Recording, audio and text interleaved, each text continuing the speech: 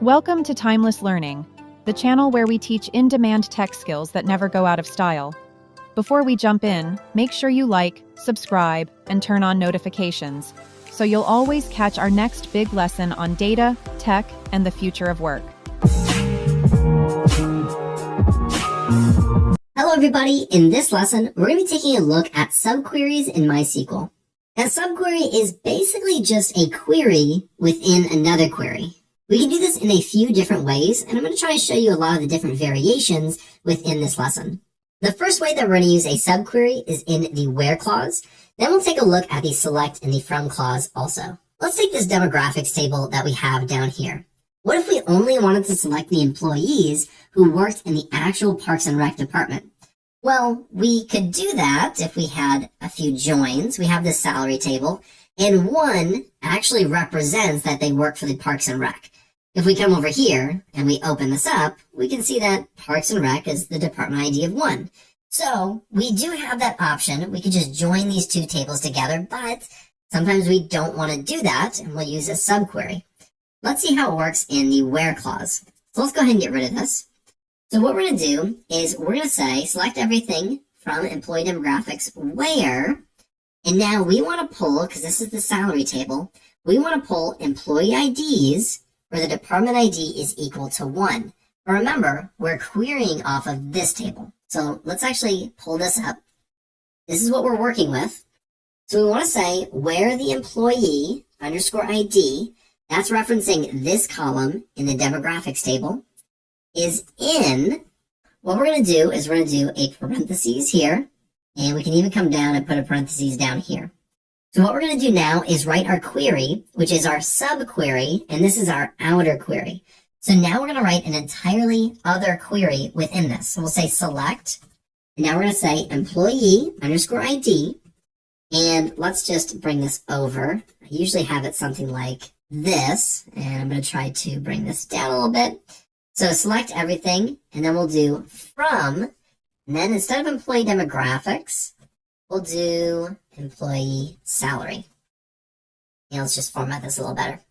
So select the employee ID from employee salary, and remember we wanted to do where the department ID is equal to 1. Now let's bring this back up, and this is what the query is going to look like. Now, just by itself, let's run this subquery or this inner query.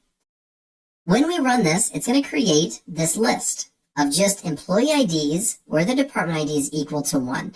So when we say where the employee ID from the employee demographics table is in, it's going to try to match those employee IDs to this list of employee IDs.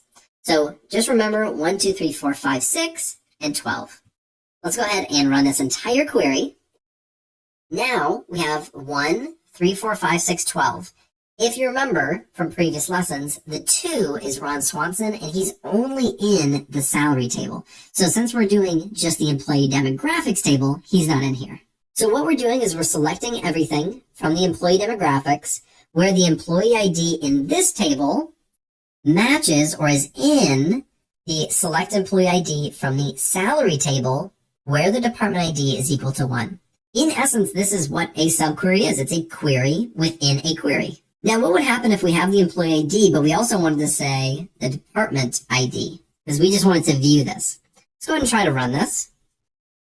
We are going to get no output, and we're going to get an error that says operand should contain 1 column. The operand referring to this entire thing right here, because this is an operator. So this is our operand, and we're returning 2 columns in here, which is saying we cannot do. We have to only have 1. So now if we run this, it works perfectly well. And let's bring that down. Now we can also use the subquery in a select statement. So let's take a look at that next. Let's go down here, and let's say we want to do select everything from employee underscore salary. And let me spell that right. Let's say we want to look at all the salaries, just like how we have it now, but in a column next to it, we also want to compare it to the average salary for everyone. So we'll be able to see, whether somebody's salary is above average or below average.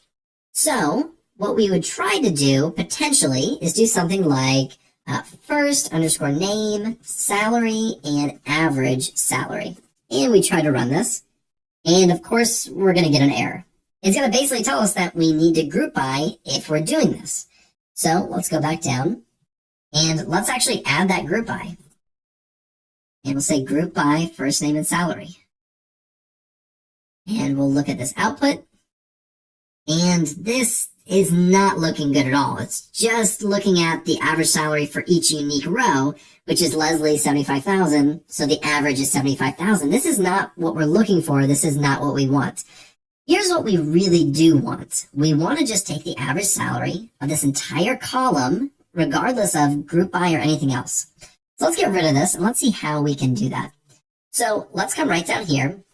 We're going to say select the average salary, and then we're going to say from, out of parentheses, because this is our subquery, from the employee salary table.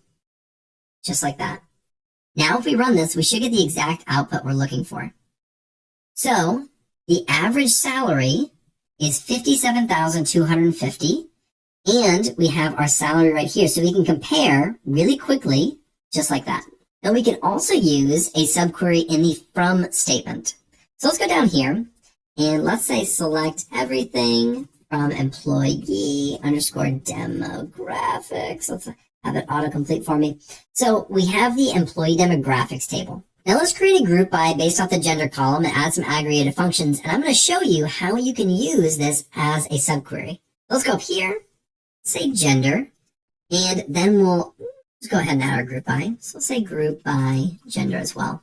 Now let's add a few things. We'll do average age, and then we can do, let's just do all of them based off the age. We'll just do age, min of age, and count of age. Whew. When I try to write fast, it doesn't always go right. So we have this, let's run this. And this is what our output is going to look like. Now, what if we wanted to get the average of the oldest age or the average of the smallest ages, or, see what the average count is for males and females? Well, we can't do that given this table, but let's do something right here. Select everything, and then we're going to say from, and in our from statement, we're going to have a parentheses. We're going to paste our select statement and then close the parentheses. So we're going to select everything from this output that is right down here. So if we run just this, we're going to get an error, and forgot this was going to happen, but every derived table must have its own alias. So you have to name a table. I forgot it does that. All we have to do to fix this is just name it. So we'll say as, and we'll say aggregated table. We'll just call it aggregated table. So let's run this, and we get the exact same output. But here's the neat thing, is we can now select, we can do gender, and these are actually the column names now. So I can do the average of this column right here. But I can't do it just like this, because it's going to give us an error. And I'll show you why in just a second. It says unknown column age in field list. So what it's saying is we're trying to perform an aggregated function on the aggregation of an age column. But we don't have an age column in our table right here. Let me run this again. We have a column named this exact thing. So what we actually need to do is do this backtick and backtick. This is the actual name of the column. It's not an aggregation anymore. The backtick on my laptop is right above the tab on the far left-hand side, right under the escape. That's where mine is. So these backticks, it's not a quote like this. It's a backtick. So you just need to find that on your keyboard. But now if we run this, it looks like we encountered another error. It says in aggregated query without group by. That's right. Now we need a group by. So now we need a group by gender.